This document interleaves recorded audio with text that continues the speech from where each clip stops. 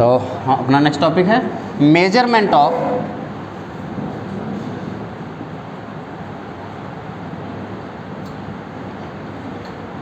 Conductivity of metallic conductance.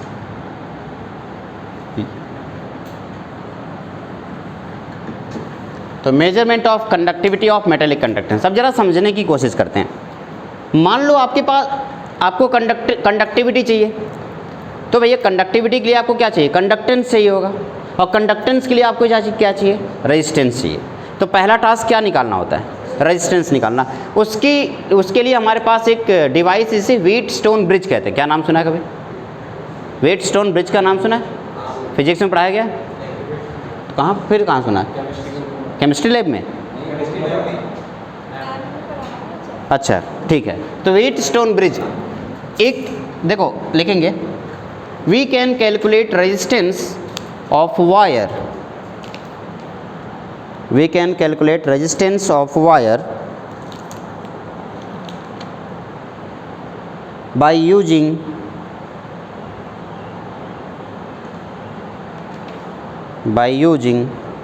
Wheatstone bridge.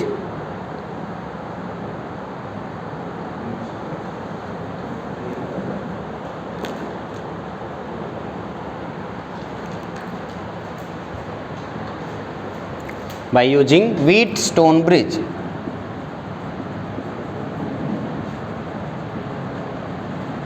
तो हम सबसे पहले व्हीटस्टोन ब्रिज के बारे में जानते हैं वो क्या होता है। एक डिवाइस होती है, इसमें 4 रेजिस्टेंस होते हैं और चारों रेजिस्टेंस को इस तरीके से कनेक्ट किया जाता है।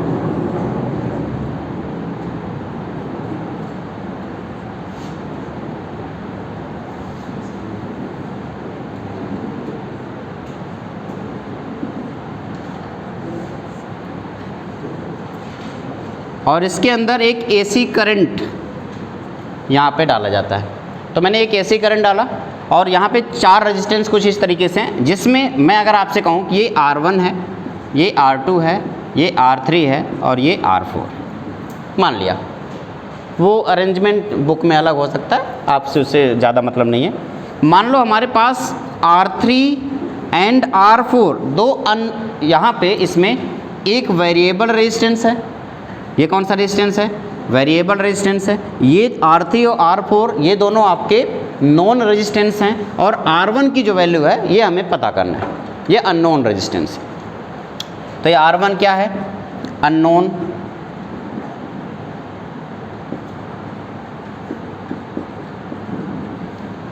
ये क्या है बेटा? Variable resistance. ये क्या है? Non resistance. और ये भी क्या है? Non resistance. मैंने इसमें करंट फ्लो किया और मैं मीटर में रीडिंग 0 देख रहा हूँ, तो उस टाइम पे समझ जाना कि आमने सामने के रेजिस्टेंस आपस में इक्वल हो चुके हैं। जिस टाइम पे आपने इसमें ऐसी करंट फ्लो किया और यहाँ पे आपका रीडिंग 0 दिख गया, तो उस टाइम पे क्या हुआ होगा? इक्विलिब्रियम क्रिएट हुआ होगा, और इक्विलिब्रियम पे R2 इंटू R4 की वैल्यू किसकी इक्वल हो गई होगी? R1 इंटू R3 के। तो हमें क्या निकालना है? कैलकुलेट क्या करना है? R1 की वैल्यू। तो R1 की वैल्यू कैसे निकलेगी? क्योंकि R1 ही तो अननोन रेजिस्टेंस है। कैसे निकलेगी बताओ? R2 into R4 by R3, where R1 is unknown resistance. लेकिन जरा सोचो एक मिनट के लिए, क्या कभी भी डायरेक्ट किसी सॉल्यूशन के अंदर डायरेक्ट एसी करंट फ्लो किया जा सकता है? मान लीजिए सॉल्ट वाटर और मैं दोनों में 2 वायर डाल दिया, एसी करंट फ्लो कर दिया, क्या पॉसिबल है? स्विमिंग पूल में नहा रहे हो तुम लोग और अचानक से मैंने एक वायर उसमें डाल दिया, तो मस्त एसी करंट जा रहा था, क्या होगा? उठोगे नहीं, बहुत ऊपर उठ जाओगे। सॉल्ट वाटर की वजह से उसमें करंट फ्लो होगा, और करंट के फ्लो होने की वजह से आप गायब हो जाओगे धीरे से। अच्छा, तो फिर आप कह रहे हो सर कोई बात नहीं, आप एसी नहीं यूज कर सकते हो, डीसी यूज कर लो। हमने कहा चलो डीसी यूज कर, डीसी में ज़्यादा दिक्कत नहीं होती है, AC में ज़्यादा दिक्कत आती है। तो आपने कहा ठीक है DC यूज कर सकते हैं। लेकिन दूसरी बात भैया, चाहे DC हो चाहे AC हो, दोनों को सॉल्यूशन के अंदर इंटर कर पाना, डिप कर पाना थोड़ा सा मुश्किल होगा। ये मेजर करना बहुत ज़्यादा दिक्कत क्रिएट करता है। इसलिए हमें क्या करना होता है, एक स्पेशल टाइप की सेल तैयार करना होता है जिसको हम बोलते हैं कंडक्टिविटी सेल। कंडक्टिविटी सेल की ज़रूरत क्यों पड़ी? क्योंकि भैया किसी इलेक्ट्रोलाइट का कंडक्टेंस निकालना इतना आसान नहीं है। जैसे कि ये किसी इलेक्ट्रॉनिक डिवाइस है या भी किसी इलेक्ट्रॉनिक कंडक्टेंस का कंडक्टिविटी निकालना आसान था, उतना आसान वो नहीं है। इस वजह से हमें एक कंडक्टिविटी सेल की ज़रूरत पड़ेगी। इसको नोट करेंगे, उसके बाद हेडिंग डालेंगे मेजरमेंट ऑफ। नेक्स्ट है, मैं यहाँ पे ये वाली वैल्यू यहीं पे लिख देता हूँ, R2 into R4 this equals to R1 into R3। यहाँ से R1 की वैल्यू आ गई R2 into R4 divided by R3। Next है measurement of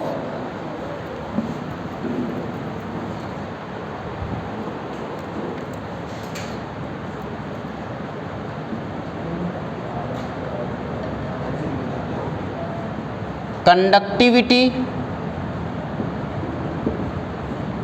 of ionic solution. अच्छा, प्योर वाटर की केस में ज़रा मुझे बताओगे क्या कोई? प्योर वाटर की केस में H+ का कॉन्सेंट्रेशन और OH- दोनों का कॉन्सेंट्रेशन बराबर होता है और उसकी वैल्यू 10⁻7 m होती है। क्या प्योर वाटर की केस में यही होता है? यस और नो?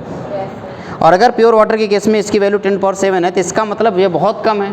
और अगर इसकी वैल्यू बहुत कम, इसका कॉन्सेंट्रेशन बहुत कम है, तो इसकी कंडक्टिविटी भी बहुत कम होगी। तो इसकी वजह से इसकी जो कंडक्टिविटी होती है वो होती है 3.5 into 10⁻⁻5 Simon per metre. Pure water की कंडक्टिविटी कितनी होती है बेटा?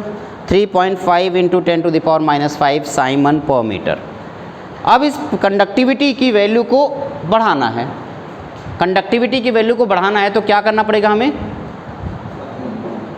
कोई सॉल्ट इंटर करना होगा। जैसे मैं इसमें सॉल्ट इंटर कराऊंगा, इसकी कंडक्टिविटी अचानक से बढ़ जाएगी। तो सॉल्ट जब मैं इंटर करा रहा हूँ तो इसकी कंडक्टिविटी बढ़ेगी और उस कंडक्टिविटी की वैल्यू को पता करना है। उसके लिए हम क्या करेंगे, एक कंडक्टिविटी सेल तैयार करेंगे।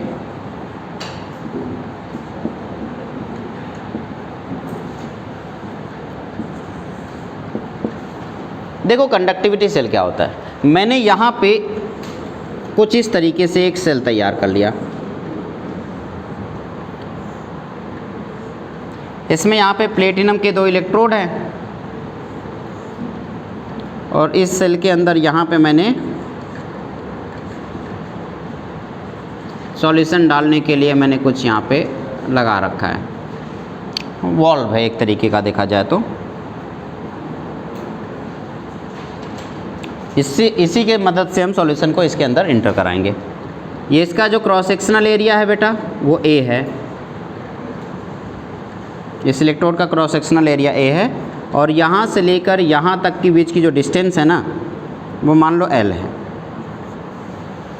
और इसी के अंदर मैं वाटर या फिर जो भी इलेक्ट्रोलाइट हमें चाहिए वो इलेक्ट्रोलाइट मैं इसके अंदर भर देता हूँ। जिस भी सॉल्यूशन का या जिस भी इलेक्ट्रोलाइट का कंडक्टिविटी मुझे चाहिए मैंने इसको इसके अंदर भर दिया। ये एक कंडक्टिविटी सेल है। अब इस कंडक्टिविटी सेल का यूज, मान लो आपका R1 जो रेजिस्टेंस है वो अननोन रेजिस्टेंस, इसकी वैल्यू पता करनी थी। यहाँ पे मुझे किसकी वैल्यू पता करनी है? इस सॉल्यूशन की रेजिस्टेंस की वैल्यू पता करनी है। तो इस पूरे कंडक्टिविटी सेल को उठाऊंगा और इस R1 की जगह पे लगा दूंगा। ऐसे वायर उठाया और इसकी जगह पे ऐड कर दिया तो उससे क्या हो गया, R1 की वैल्यू आपको फिर से इसके लिए पता चल जाएगी। क्योंकि ये वायर तो है नहीं कि डायरेक्ट आप लगा दोगे, ये क्या है सॉल्यूशन। तो सॉल्यूशन के लिए पता करना है तो आप क्या करोगे, इस कंडक्टिविटी सेल के अंदर उस सॉल्यूशन को भरोगे और इस वायर को दोनों को उठाओगे और उसके साथ अटैच कर दोगे। ठीक है, पहले कंडक्टिविटी सेल बनाओ और लिखो।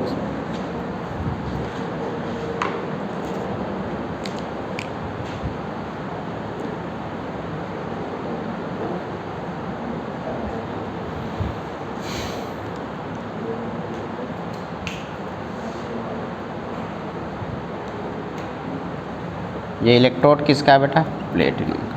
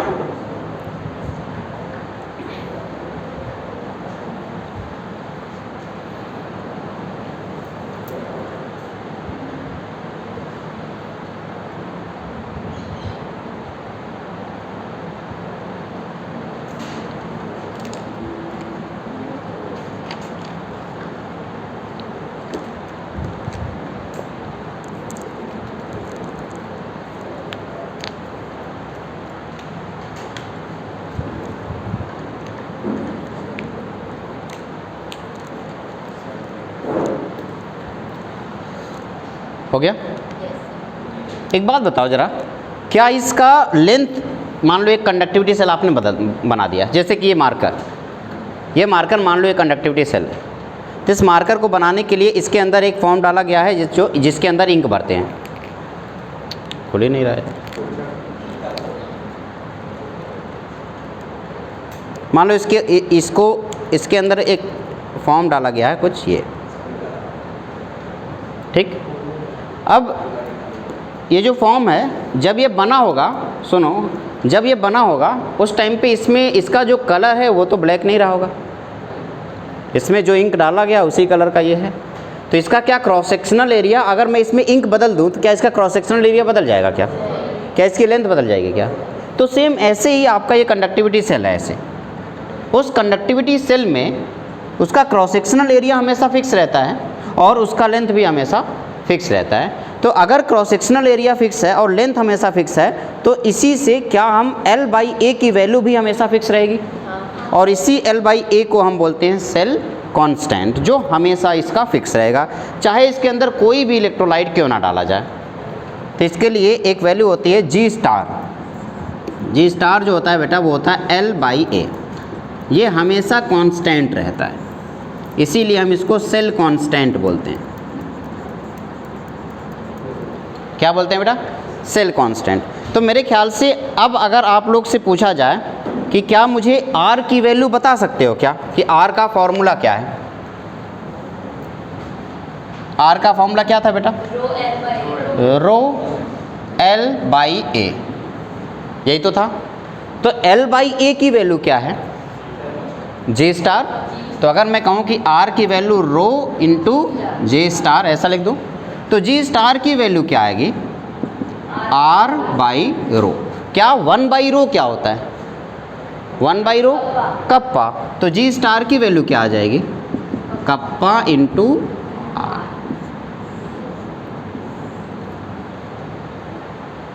सोचो, फिर से अभी बता रहा हूँ,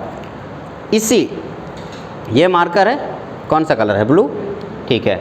अब इसके लिए मैंने एक सेल कांस्टेंट R' की वैल्यू निकाल ली, ठीक, और उसमें ब्लू कलर की इंक डाली गई है। उस ब्लू कलर के इंक का रेजिस्टेंस मैं आपको दे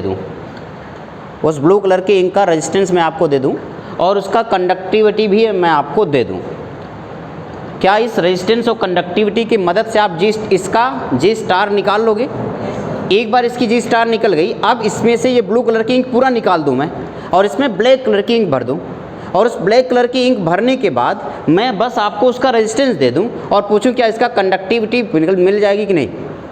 क्यों? क्योंकि ये तो कांस्टेंट ही है, G स्टार तो कांस्टेंट ही है। तो आप क्या करोगे, पहले पुराने वाला जो दिया है जिसमें आपको R और K की वैल्यू दी थी ब्लू वाले, उसकी मदद से आप क्या निकालोगे? G स्टार, और फिर G स्टार तो हमेशा सेम रहेगी। तो फिर जब इसमें ब्लैक डालोगे तो ब्लैक का R आपको पता है और G स्टार आपने पुराने वाले से निकाल लिया है, तो यहाँ से कंडक्टिविटी कप्पा की वैल्यू निकल जाएगी। For two different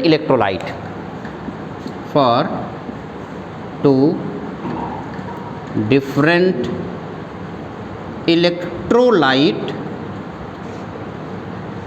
in one conductivity cell,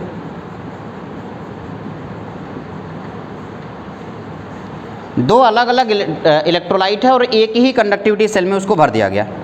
तो उसको कैलकुलेट करने के लिए तो भैया जी स्टार की जो वैल्यू होगी वो पहले आप कैलकुलेट करोगे K1R1 से, और जो आएगी फिर वो किसकी इक्वल हो जाएगी, K2R2 से।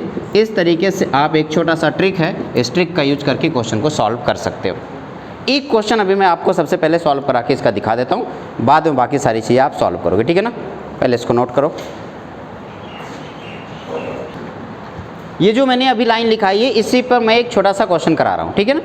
ठीक है, लिखेंगे the resistance of a conductivity cell, the resistance of a conductivity cell filled with the resistance of a conductivity cell filled with 0.1 mole per liter KCl solution, 0.1 mole per liter KCl solution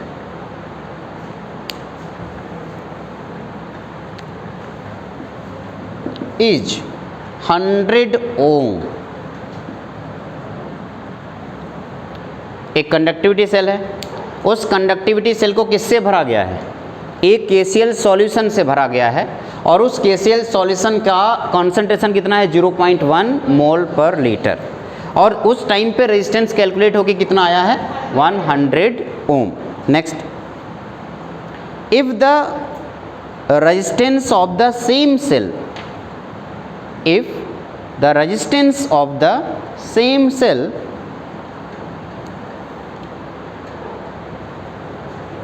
filled with 0.02 mole per liter KCl solution, 0.02 mole per liter KCl solution is 520 ohm, इस time पे R2 की value कितनी है बेटा, 520 ओम।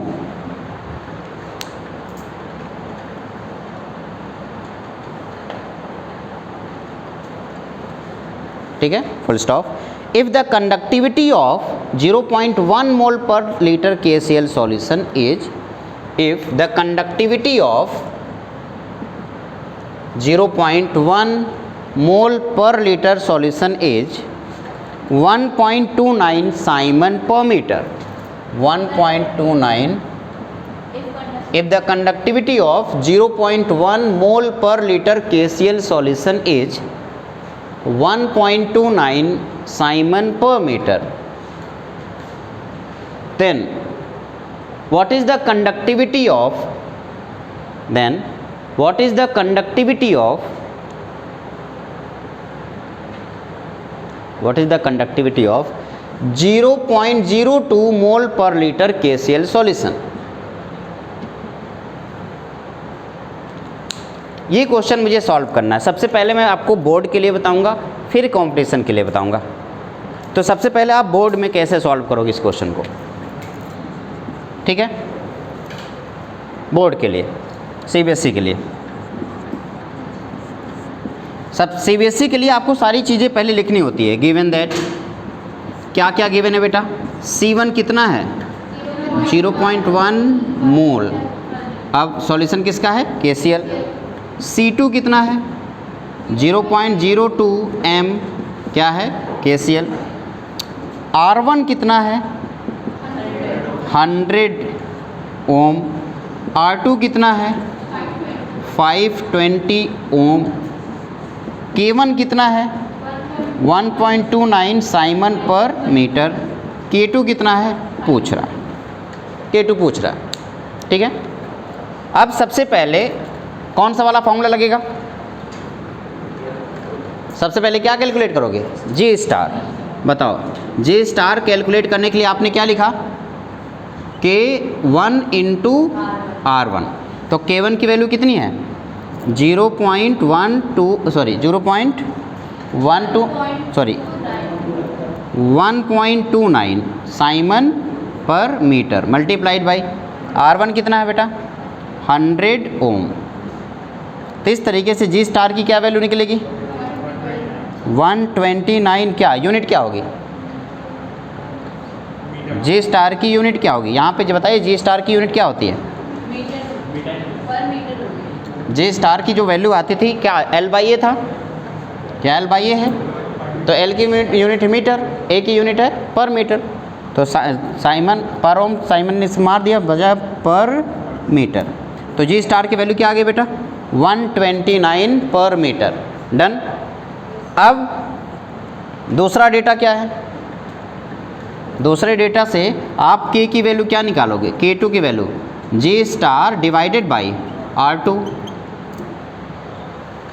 G star की value 129 पर metre, R2 की value कितनी है 520। तो आंसर जरा मुझे कैलकुलेट करके बताओ कितना आएगा।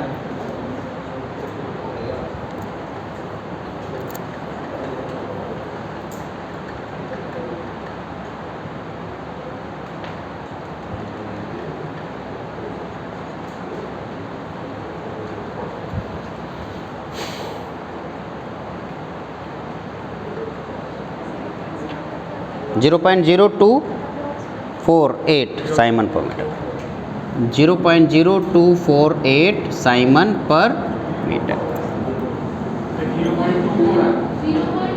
0.2 आ रहा है, ठीक है 0.24, तो 0.248 siemens per metre, this is the answer. अब यही जब आपको कंपटीशन में जाना है तो आपको स्टेप लिखने की ज़रूरत नहीं है, आप सीधे क्या लिखोगे, जे के लिए आप सीधे लिखोगे K1 R1 equals to K2 R2। आपको K2 पता करना है, यानी कि K1 R1 by R2। K1 की वैल्यू कितनी है 1.29, R1 की वैल्यू 100 डिवाइडेड बाई, तो K2 की जल्दी वैल्यू आ जाएगी आपकी 0.248। आपको स्टेप बोर्ड में इसलिए स्टेप करना होता है क्योंकि आपको स्टेप पे मार्क मिलती है। तो बोर्ड में आपको पहले जी स्टार, मान लो ये क्वेश्चन 2 नंबर का है, तो पता है कैसे, सबसे पहले जी स्टार निकालने के लिए वो कितना नंबर देंगे 1 नंबर, फिर वही अगला K2 निकालने के लिए 1 नंबर देंगे। आपने ये स्टेप किया तो क्या जी स्टार कहीं निकला, तो आपका 1 नंबर कम हो जाएगा। इस वजह से जेई की क्वेश्चन करते समय और नीट के बोर्ड की क्वेश्चन करते समय इस बात को ध्यान देना होगा आपको, ठीक है ना। क्या यहाँ तक कोई दिक्कत नहीं है, ओके नोट करें इसको।